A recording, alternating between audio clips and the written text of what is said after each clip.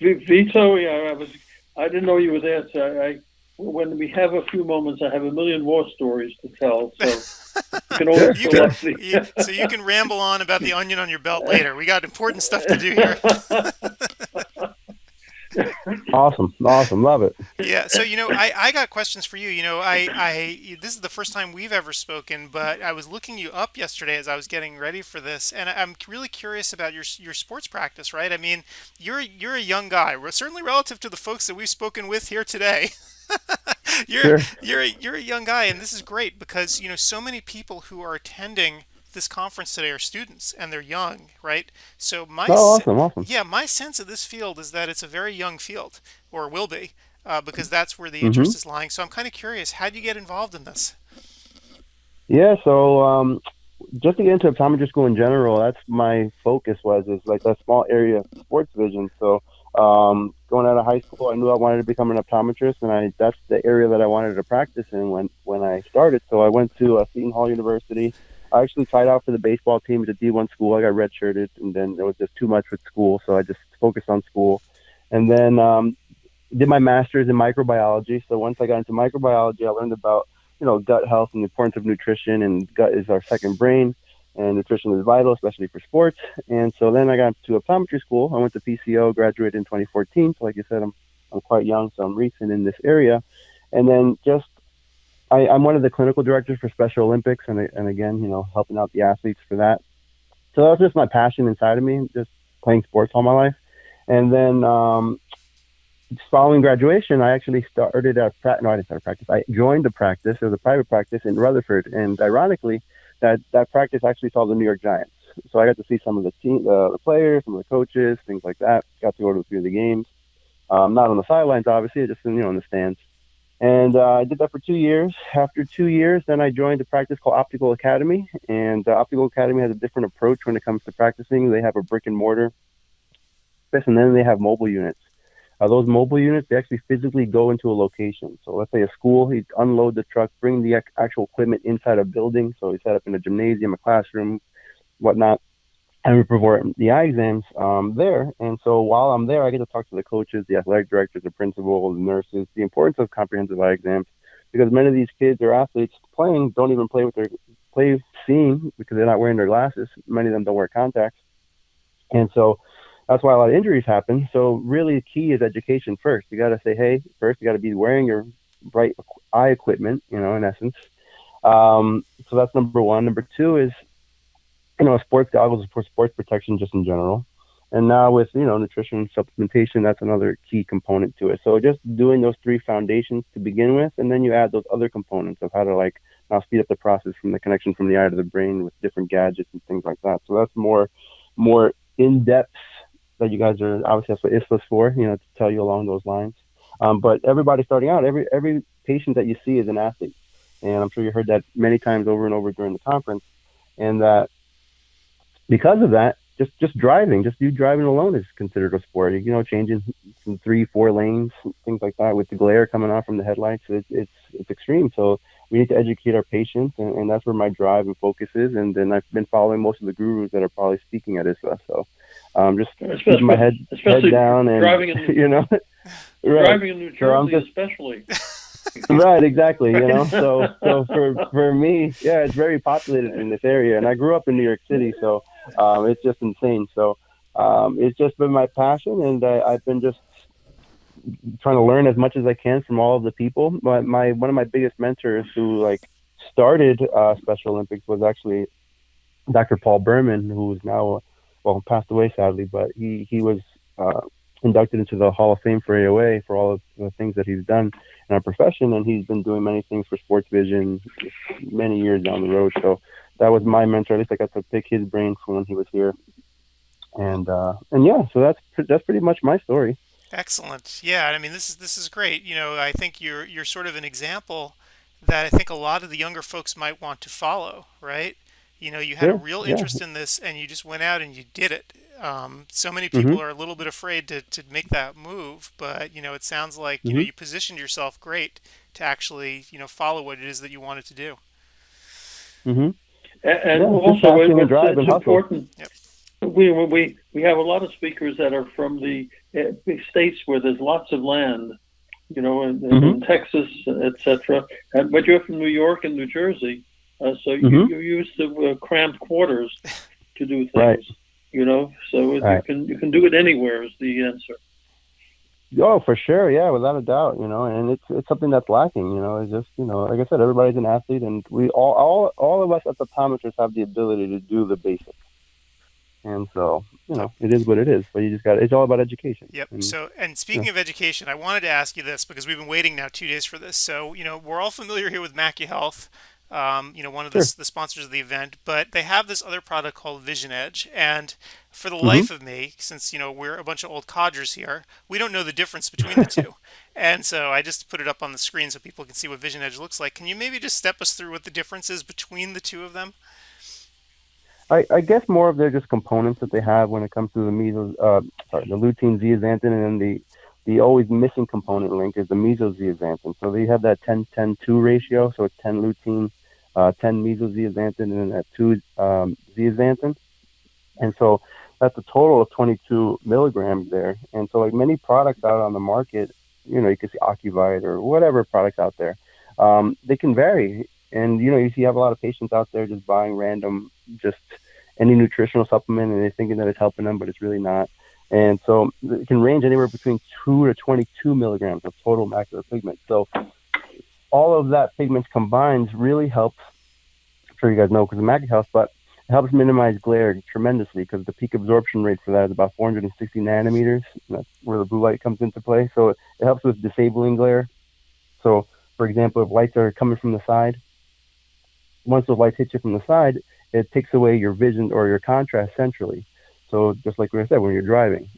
So that helps improve that with all that macular pigment that's there. The other thing is photo stress recovery. So with that, it's kind of like if you just got blinded by the lights and now you're like, oh man, it's really hard to see. So that helps recover that much quicker so that you can see through that glare and see the object coming at you. And then lastly, with visual discomfort, as everybody knows, with just eye strain, eye fatigue, headaches, neck stiffness, and all that stuff. So the biggest key component, I guess, is the mesozeaxanthin part because that's where it has the highest antioxidant capacity of them all. Because with those antioxidants, anti-inflammatories, it helps to minimize or neutralize those free radicals. And the free radicals is what causes our skin to get wrinkly or cancers to form and all that stuff. And it's really a big component as well for oxidative stress when it comes to like diabetes.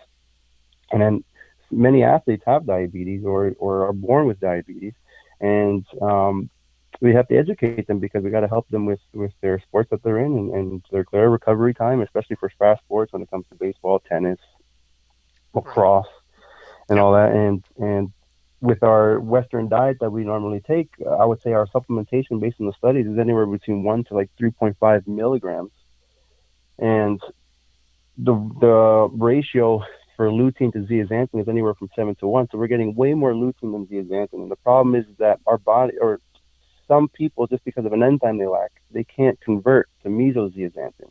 And like I just said, mesozeaxanthin is that key component with the highest antioxidant capacity. And that's what's going to help most of these oxidative stress, psychological stress, especially for athletes when they're in a slump, like they're like in a fog or a daze, and then school on top of it. So that could be just from like junk food eating or just whatever, but it helps combat that in a great way. And so again, it comes down to education. So hopefully I answered that in the way you wanted it. No, absolutely. And I think the one question I had,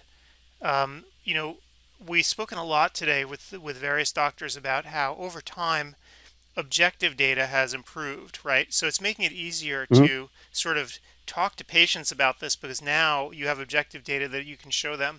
When you're talking to athletes in particular about sort of prescribing this kind of a product, do you ever give them objective data about their pigments or anything like that? So usually the biggest, from all the studies, the one that I find the most interesting is the CREST study, which is the Central Retinal Enrichment Supplementation Trial. And that's where it shows the actual formulation when it comes to the 10-10-2 ratio to make sure that your contrast, your photo stress, and all that stuff. So that's the one I turn to. So I'm not just recommending because I'm recommending it. I'm saying because of the study shows, so just like you're saying, the data. So you got to go back to the data because like this is what happens. Because if you take this over time, it's going to improve. So, for example, once you start taking the supplement daily with a meal, what's going to happen? Well, it's going to start working within a month, but you might not start seeing the physical result until 3 to 6 months. Because everybody's metabolism is different, everybody's lining is different inside, and so ultimately, if you're on this for at least 2 years, your contrast has significantly improved. And again, that's based on a different study, but just giving them all that information is key, because it's just like, I always use it as this, or I phrase it to my athletes, is like, if you were to work out, do you see the gains after 2 weeks? No, right? You got to keep going. So you got to keep working out every day, every day, every day. Same thing with a supplement. So that's how it's pretty much the words you use that makes more sense to the athlete. Right. You got to talk their language. That analogy actually is probably the best one you can use, right? It's just like lifting weights. It really does take time. Right. Yeah, and that's how I use it. So once you talk their language, it's game on. Excellent. And so how quickly, once you started doing this, did you start using this as sort of your daily routine for the patients that you see? You quickly implement this, or did it take time? Or Yeah, so for me, like out of graduation, I always knew about supplementation. Well, just it's key in general, just like everything. Like everybody, like 80% of Americans are vitamin D deficient, right? Or how many vitamins? So I find it funny that as practitioners, we always ask, well, what medicines are you on? But normally we don't ask, what vitamins are you taking? Just because in the medical field, we're not taught that. We're not taught to do those things, because pharma rules the world. So when it comes, the best thing anybody could do is always eating healthy. Obviously, green leafy vegetables, spinach, kale, arugula, bok choy, you get it. So, but the problem is that we just don't get that in our everyday diet. You got to be really chowing down on that food to actually reach the retina. So that's where supplementation comes into play. And athletes are already used to taking proteins and all these whey protein and all that stuff just to bulk up and all that other stuff, just to improve themselves.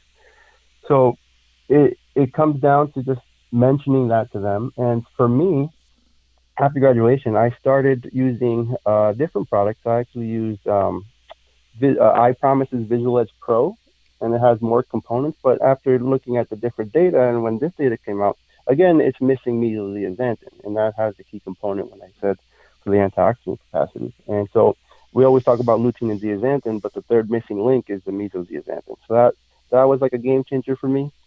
And again, backed by the studies. So I was always already mentioning it to athletes, especially when I was, like I said, with the New York Giants. I would talk to them about it, and they're like, "Whoa, is this a way to help me improve my sight?" I'm like, "Yeah, for sure, like, of course." And so that's how I played it. Great. And so from so go ahead, son. No, go ahead. I'm just curious. Can you get MacuHealth? Is it mainly dispensed in optometric offices, or can it be purchased in pharmacies as well? No, you can't get it in the pharmacy. It's usually either through optometric practices, or you can actually buy it online if you wanted to. Okay, so the patients are pretty much limited to optometry practices where it's recommended, or online afterwards. Right. Correct, right. And most people are not going to know about it online, so they're just going to buy random products that they see in the store, or they're going to Google whatever comes up the quickest on search, and they're going to buy these random products that don't really do much. And so a lot of people are like, "Oh, I'm taking lutein, but that's just it. I'm just taking lutein and nothing else." Right. So we need those three components together. So again, it's all education based. So coming back to it. Yep. It's just in anything in life. You just got to keep educating. Yep. And not just in vitamins and everything. What kind of feedback have you gotten from patients now? You obviously have been having them use it for a long time. Have they told you anything about how it's been working, or any sort of subjective data? Yeah. So yeah, for me, I guess the biggest advice to practitioners is that the only setback, I would say, to prescribing this vitamin is if they're vegetarian. So the reason being is because of the gel capsule. And so because of that, they don't want to take it but then it's interesting. So like I have my population, because I'm in North Jersey, so I see a ridiculous amount of people, just all sorts of people. But my biggest is like Hispanics and also Arabic people. And so a lot of them, they don't eat pork and all that stuff. So they're not allowed to take that. However, but if it comes for a medical reason, they can take it. So there's just a little outside feedback. But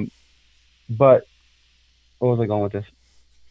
Yeah, but you have to, like I said, educate them and tell them about the product. And what was the question one more time? Yeah, I'm just curious as to the feedback that people have given you who have been taking it. Oh, yes, that's right. Yes, and so the feedback was, so when they're driving, they say they can see a little bit better when they're driving. So that was that. And then for athletes, they're like when they're looking at, usually most of the time they're wearing sunglasses, but if they're not, they're like, oh, I can see a little bit better when I'm looking at the sun. I'm in the outfield and stuff.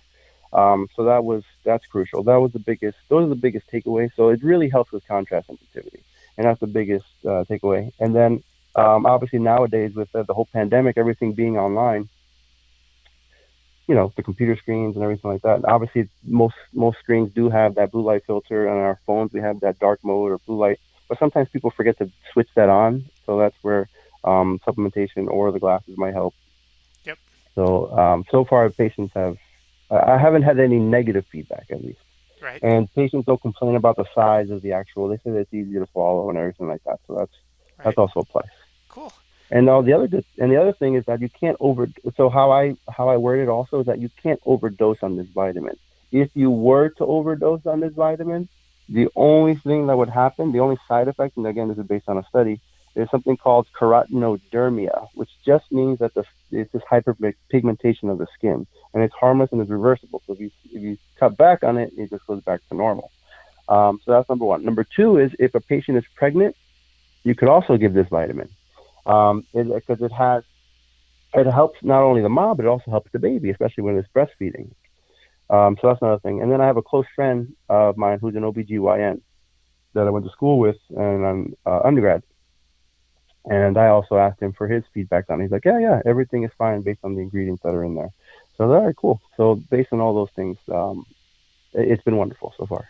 Excellent. All right. Well, thank you for coming out today. Thank you for, telling us about all this. And I hope you stick around for the rest of the conference and even watch some of the lectures on demand.